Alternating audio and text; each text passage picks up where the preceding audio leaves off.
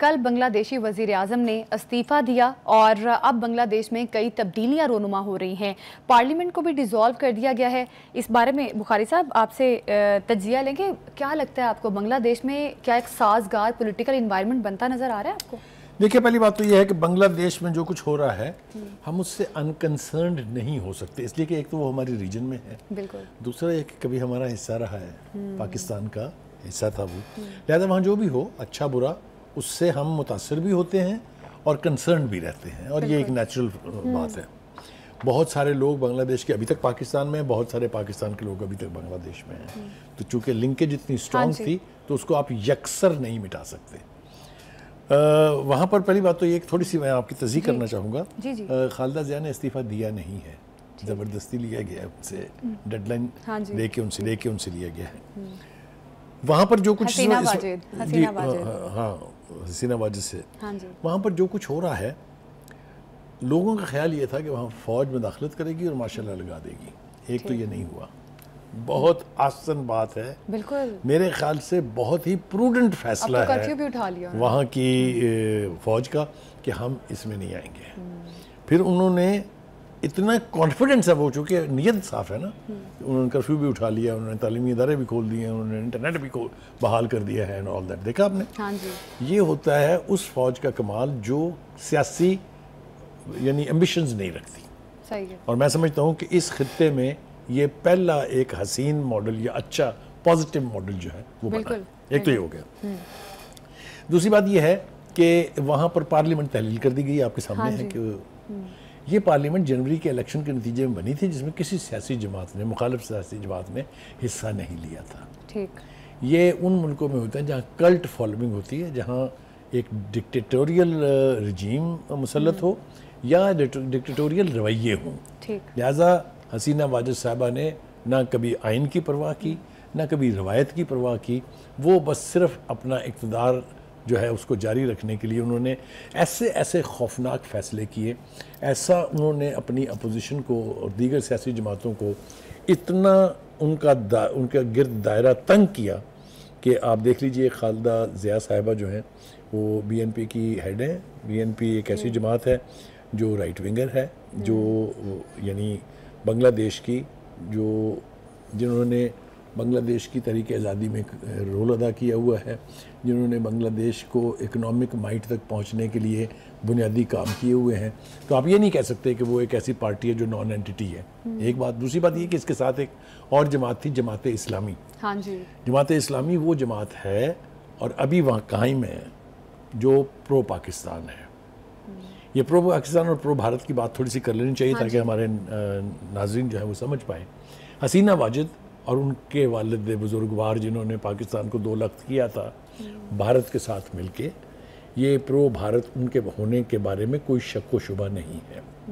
आपने देखा उन्होंने मोदी को बुला के, हमने कल भी इसका तज़किरा किया था, आला तरीन सिविल अवार्ड दिया था, इसलिए कि उन्होंने पाकिस्तान को ब्रेक करने में उनकी मदद की थी, मुक्ति बाहिनी को वहाँ ट्रेन किया था। दर हकीकत वो इंडिया की फ़ौज के लोग होते थे जिनको मुक्ति बाहिनी के कवर में ढाका यानी बांग्लादेश के अंदर, ये उस वक्त के ईस्ट पाकिस्तान में दाखिल किया जाता था और वो अपनी कार्रवाइयाँ करके वापस भाग जाते थे। तो ये पुराना जो एक बंधन है वो भी मेरे ख्याल से अब टूटने वाला क्या है, एक तरह से टूट गया है। आप देखिए, हालत ये है कि अब वो प्रो भारत जिसके लिए उन्होंने इतना काम किया वो भी उसको सियासी पनाह देने के लिए तैयार नहीं है। इसको कहते हैं शूमीय किस्मत। मैं आपको एक दूसरा हवाला दूं, जब ईरान में शाह ईरान का तख्ता उल्टा गया था तो उनके जहाज़ को कोई मुल्क लैंड करने की इजाज़त देने के लिए तैयार नहीं था। ये होता है डिक्टेटोरियल रवैयों का नतीजा, ये होता है कल्ट फॉलोइंग का नतीजा।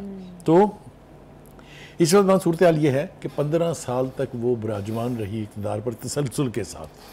उन्होंने अपने मुखालफिन को क्रश किया, उन्होंने जमहूरी रवायात का कला कमा किया, जिन्होंने भी आवाज़ उठाई उनको नेस्तो नाबूद करने का जो रवैया था इनका, हालांकि वो एक खातून थी, उनके दिल में तो रहम का खाना ज़्यादा स्ट्रॉन्ग होना चाहिए था, लेकिन जो कल्ट है, जो डिक्टेटोरियल रवैये हैं, उनमें रहम नाम की कोई चीज़ नहीं होती है। इसलिए हमने देखा कि वो सब कुछ हुआ। वहाँ जितनी बरक रफ्तारी के साथ डेवलपमेंट्स हो रही हैं, मिसाल के तौर पे जैसा मैंने कहा कि खालिदा ज़िया साहिबा रिहा हो गई हैं, उनकी BANP पर जो पाबंदी लगी हुई थी वो उठा ली गई है, और जैसा मैंने पहले कहा कि इस सूरत में वहाँ पर एक प्रो भारत रजीम का खात्मा हुआ है।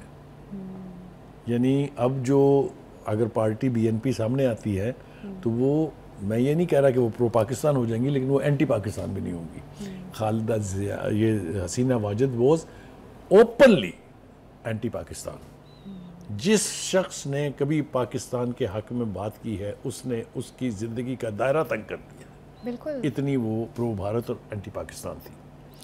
दूसरी एक अच्छी खबर यह है कि जब इस किस्म का सियासी हुल्ला गुल्ला होता है या हंगामा खेजी होती है तो उसके बाद फैसले सही हुए हैं या नहीं हुए हैं, इससे बहुत फ़र्क पड़ता है। अभी हम ये देख रहे हैं कि अबूरी हुकूमत के लिए, एक तो जैसा मैंने पहले कहा, मैं क्रेडिट देना चाहता हूँ फ़ौज को, उन्होंने कहा जी हम एक अबूरी हुकूमत बनाएंगे जिसमें एक गैर मुतनाज़ा शख्स जो है उसको हेड करेगा। और हम सुन रहे हैं कि डॉक्टर मोहम्मद यूनुस साहब जो हैं, हाँ जी, जिनको नोबेल प्राइज़ भी मिल चुका है, उनको उन्होंने कहा कि आप चीफ एडवाइज़र बन जाइए अबूरी हुकूमत के। उन्होंने ख़ुद भी कहा है कि जो डेवलपमेंट्स हुई हैं बांग्लादेश में, मुझे यूँ लगता है, ये उनका बयान है कि कौम आज़ाद हो गई है। ये एक बंगाली इंटेलेक्चुअल का, एक बहुत बड़े इकोनॉमिस्ट का इजहार ख्याल है वहाँ की डेवलपमेंट के बारे में। ठीक। अच्छा बुखारी साहब, जिस तरह से अभी हम बात कर रहे थे भारत की इन्वॉल्वमेंट जो थी बांग्लादेश में, अब हसीना वाजिद का जो अंजाम हुआ है, इवन भारत भी रखना नहीं चाह रहा, अभी तो खैर वहाँ पर वो मौजूद है, लेकिन भारत भी उनको परमानेंटली नहीं रखेगा कभी भी। तो अब ये तो सबक है, अगर देखा जाए तो ये तो सबक है इस वक्त बांग्लादेशियों के लिए।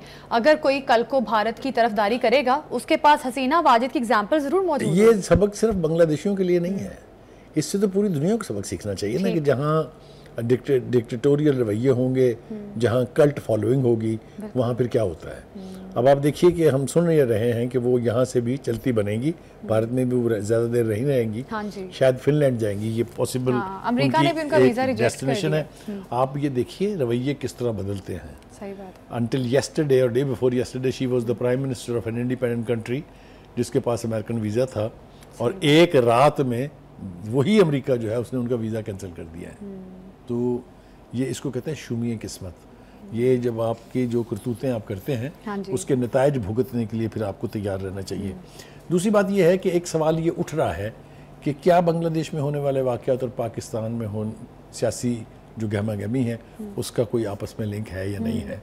तो मैंने जैसे शुरू में कहा कि हम चूँकि एक ही बैकग्राउंड है, हाँ, एक ही साइकी है, एक ही तरह की पॉलिटी है, यानी पॉलिटिकल रवैये भी ऑलमोस्ट वैसे ही हैं, तो मुमासलत एज सच नहीं है, क्योंकि वहाँ युद्ध जो है वो एक सियासी जो हुकूमत थी जो डिक्टेटोरियल रवैया रखती थी उसके, और दूसरी सियासी जमातें जिनके ऊपर जिनका दायरा तंग किया हुआ था, और उनका जो स्टूडेंट्स थे, जो उनके स्टूडेंट्स ने, असल में तो ये सारा किया धरा जो है वो स्टूडेंट्स का है जिन्होंने वहाँ जमहूरियत के लिए आवाज़ बुलंद की और अल्टीमेटली हसीना वाजिद साहब को रुखसत किया है।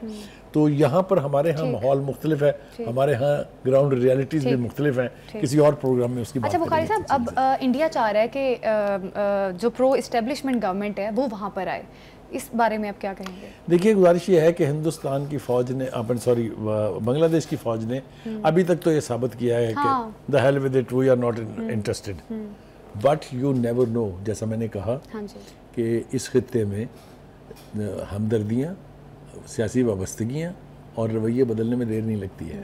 यू नेवर नो, अगर, क्योंकि एक बात मैं बता दूं आपको, ये नहीं हो सकता कि इतने तवील अरसे तक प्रो भारत रजीम के रहने के बाद हिंदुस्तान खामोशी से बैठ जाएगा।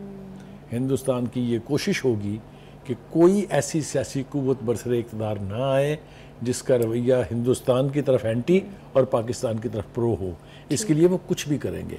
Raw will go to any extent to make sure कि ऐसी हुकूमत आए जो प्रो भारत हो। ठीक है। अच्छा बुखारी साहब, एक और चीज़ मैं आपसे पूछना चाहूँगी, अब क्या लगता है आपको, हसीना वाजिद कभी दोबारा सियासत में आएंगी? क्योंकि बेटे ने तो मुस्तरद कर दिया कि नहीं मतलब है, जब उनका अपना बेटा ये कह रहा हो कि बस इट इज़ एनफ और गुड बाय मामा, तो फिर मेरे ख्याल से इसके ऊपर स्पेकुलेट करने की ज़रूरत नहीं है। मेरा नहीं ख्याल कि बांग्लादेश में जो कुछ उनके खिलाफ हो चुका है उसके बाद उनकी पजीराई का कोई इम्कान बाकी है। मैं इसको मुकम्मल तौर पर रूल आउट नहीं कर रहा हूँ, लेकिन ये मैं ज़िम्मेदारी से कह रहा हूँ कि ये आने वाले चंद सालों या इस दिहाई में शायद ना हो। ठीक है, मतलब बांग्लादेश की आवाम ने भी हसीना वाजिद को गुड बाय कर दी है। उनको जब तक चालू नहीं कर दिया और उसके बाद उन्होंने जिस तरह उनकी लेगेसी को मिटाया है, जिस तरह शेख मुजीबुर रहमान के मुजस्समे तोड़े गए हैं, हाँ। जिस तरह उनके घर में बैठ के घुस के जो प्राइम मिनिस्टर हाउस था उसकी तज़हीक की गई है, मुझे नहीं लगता कि बांग्लादेश के अवाम फिर दोबारा उनको जल्दी एक्सेप्ट करने वाले।